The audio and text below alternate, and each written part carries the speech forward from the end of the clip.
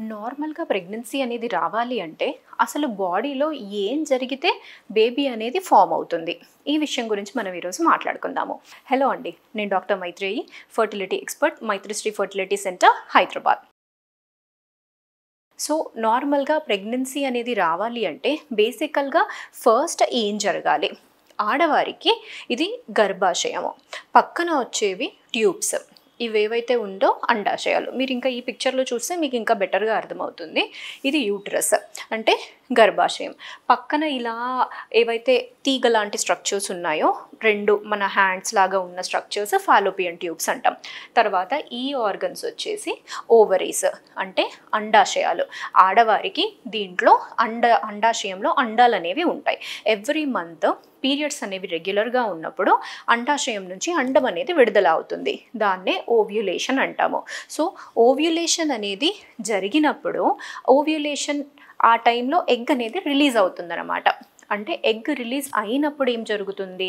ఆ egg release అయినప్పుడు pregnancy అనేది రావాలి అంటే ఈ ట్యూబ్ ఏదైతే చూస్తున్నారో దాని ఎండ్కి ఎలా ఉంది? ఇలా ఫింగర్ లైక్ స్ట్రక్చర్స్ ఉన్నాయి. దాన్ని ఫింబ్రియా అని అంటాము. వాటితోని ఆ ట్యూబ్ అనేది ఎగ్ని క్యాప్చర్ చేసుకోవాలి.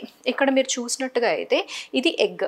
ఈ ఎగ్ అనేది ట్యూబ్ లోపలికి వెళ్తుంది. అంటే ఆ ట్యూబ్ అనేది దాన్ని పట్టుకొని ట్యూబ్ లోపలికి తీసుకెళ్తుందనమాట. సో అలా లోపలికి వెళ్ళిన తర్వాత ఈ ట్యూబ్లో ఏమవుతుంది? ట్యూబ్లో అనేది మీకు ఇలా సన్న హెయిర్ లైక్ స్ట్రక్చర్స్ ఉంటాయి. దాన్ని సీలియా అంటాము. ఈ సీలియా ద్వారా ఆ ఎగ్ అనేది గర్భాశయం వైపు వెళ్తుంది. ఎట్ ద సేమ్ టైం భార్యాభర్త అనేది ఓవ్యులేషన్ టైంలో కలిసి ఉన్నారంటే భర్త నుంచి వచ్చే వీర్య కణాలు అనేవి గర్భసంచి లోపల నుంచి వెళ్ళి ట్యూబ్ లోపలికి వెళ్తాయి. సో ఇక్కడ మీరు ఏదైతే చూస్తున్నారో ఎగ్ స్పర్మ్ అనేవి 2 కలుస్తున్నాయి అన్నమాట.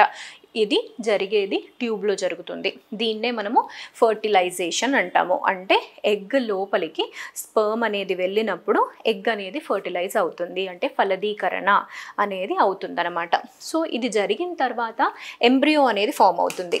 ఈ ఎంబ్రియో అనేది మళ్ళీ గర్భాశయం దగ్గర వరకు వచ్చి గర్భాశయంలో ఇంప్లాంట్ అనేది అవ్వాలి. ఇలా జరిగితే నార్మల్గా లోపల ప్రెగ్నెన్సీ అనేది నిలబడుతుందన్నమాట. సో దీనికి మనకి మోస్ట్ ఇంపార్టెంట్ స్ట్రక్చర్స్ ఏంటి ఇక్కడ? ఆడవాళ్ళల్లో వచ్చేసి గర్భాశయము, తర్వాత ట్యూబ్స్, ఫాలోపియన్ ట్యూబ్స్, నెక్స్ట్ వచ్చేసి ఓవరీస్.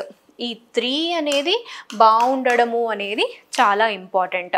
అండ్ వీటికే నార్మల్గా మనము ఒక ఫీమేల్కి అన్నీ బాగున్నాయా లేదా అనేది చూడడానికి ఈ బేసిక్ ఎవాల్యుయేషన్ పార్ట్లో ఇవే 3 ఆర్గన్స్ అనేవి మనము చూసేది. తర్వాత వచ్చేసి ఏంటి అంటే ఈ ట్యూబ్ రోల్ అనేది చాలామందికి అసలు తెలియదు. ట్యూబ్ అనేది ఎంత ఇంపార్టెంట్ రోల్ ప్లే చేస్తుంది ఇప్పుడు నేను చెప్పింది అర్థమై ఉంటుంది. ఈ ట్యూబ్లోనే మనకు బేసికల్గా ఫస్ట్ బాడీలో బేబీ అనేది ఫామ్ అవుతుంది. అందుకు ట్యూబ్స్ అనేవి ఓపెన్ ఉండడం అనేది చాలా అవసరము. ట్యూబ్స్లో ఏమైనా బ్లాకేజెస్ ఉన్నా కానీ సో ఈ 2 అనేది కలవలేని సిచ్యువేషన్స్ అయినప్పుడు ప్రెగ్నెన్సీ రావడానికి ఇబ్బంది అవుతుంది. అందుకే as a part of basic evaluation ఆడవారిలో టెస్ట్లు అనేవి చేసినప్పుడు స్కాన్ చేస్తే మనకి గర్భాశయము అండాశయాలు అనేవి కనపడతాయి. కానీ ట్యూబ్స్ గురించి అంటే సపరేట్గా ట్యూబ్ టెస్ట్ అనేది చేసుకోవాల్సిన అవసరం అనేది ఉంటుంది. ట్యూబ్స్ అనేవి ఓపెన్ ఉండాలి అండ్ ఫంక్షనల్ అనేది కూడా చాలా అవసరము. కొన్నిసార్లు ఏమవుతుంది అంటే ఫర్ ఎగ్జాంపుల్ ఇప్పుడు ట్యూబ్స్ బ్లాక్ ఉన్నాయి అన్నట్టుగా లాప్రోస్కోపీ చేసామనుకోండి. ఆ లాప్రోస్కోపీలో మనము అవి క్లియర్ చేసాము, తర్వాత డై అనేది పాస్ చేస్తే ట్యూబ్స్ ఓపెన్ ఉన్నాయి అన్నట్టుగా కూడా దాని తర్వాత ఆఫ్టర్ లాప్రోస్కోపీ రిపోర్ట్స్ అనేవి కూడా చూసుంటాము అండ్ క్లియర్ అయిన సిచ్యువేషన్స్ కూడా ఉంటాయి.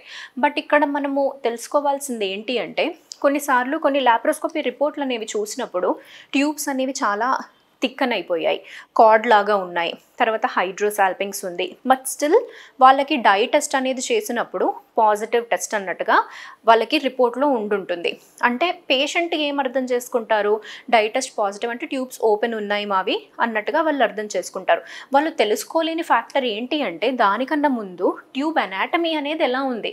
మనం ఎక్స్టర్నల్గా అంటే ఇప్పుడు లాప్రోస్కోపీ చేసినప్పుడు ఏదైతే మనం యూట్రస్ ట్యూబ్స్ అనేవి చూస్తున్నామో ఆ ట్యూబ్ అనేది బాగా థిక్గా అయిపోయింది, తీగలాగా గట్టిగా అయిపోయింది, రోప్ లాగా అన్నట్టు అలా ఉన్నాయంటే ఎంత మటుకు లోపల దాని ఫంక్షన్ అనేది ప్రాపర్గా ఉంది అనేది ఇక్కడ మనకి క్వశ్చన్. లోపల ఏవైతే సన్న హెయిర్ లైక్ స్ట్రక్చర్స్ ఉంటాయో అవి చాలా డెలికేట్గా ఉంటాయి. వాళ్ళకి ఏమైనా ప్రీవియస్ హిస్టరీ ఆఫ్ ఇన్ఫెక్షన్స్ అయినా కానీ, లేకపోతే టీబీ అన్న ఇలాంటి ఇన్ఫెక్షన్స్ ఏమైనా ఉన్నప్పుడు ట్యూబ్ డ్యామేజ్ అయ్యే ఛాన్సెస్ అనేవి ఎక్కువ మటుకు చూస్తుంటాము. హైడ్రోసాల్పింగ్స్ ఇలాంటి సిచ్యువేషన్స్ ఉన్నప్పటికి కూడా వాళ్ళకి మళ్ళీ డై అనేది లోపల నుంచి పాస్ చేస్తే ట్యూబ్లో నుంచి బయటికి వచ్చింది అన్న రిపోర్ట్స్ కూడా చూస్తుంటాము.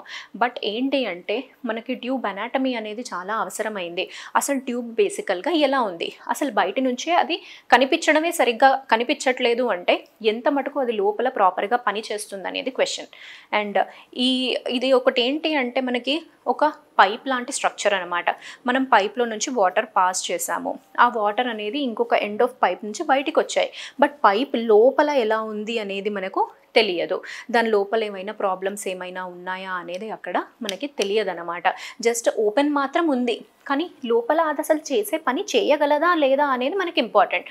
సో ఏంటి అంటే ఇప్పుడు ట్యూబ్స్లో ఏమైనా ప్రాబ్లమ్స్ అనేవి ఉన్నాయి, మనకి అవి అబ్నార్మల్గా కనిపిస్తున్నాయి అంటే అప్పుడు దానికి next alternative treatments like IVF వెళ్తే ఐడియల్. ఎందుకంటే మనం బలవంతంగా న్యాచురల్గా ప్రెగ్నెన్సీ అనేది ప్రయత్నించాలన్నా కానీ ఎక్టోపిక్ ప్రెగ్నెన్సీస్ వచ్చే ఛాన్సెస్ అనేవి వీళ్ళల్లో హయ్యర్ సైడ్ ఉంటాయి.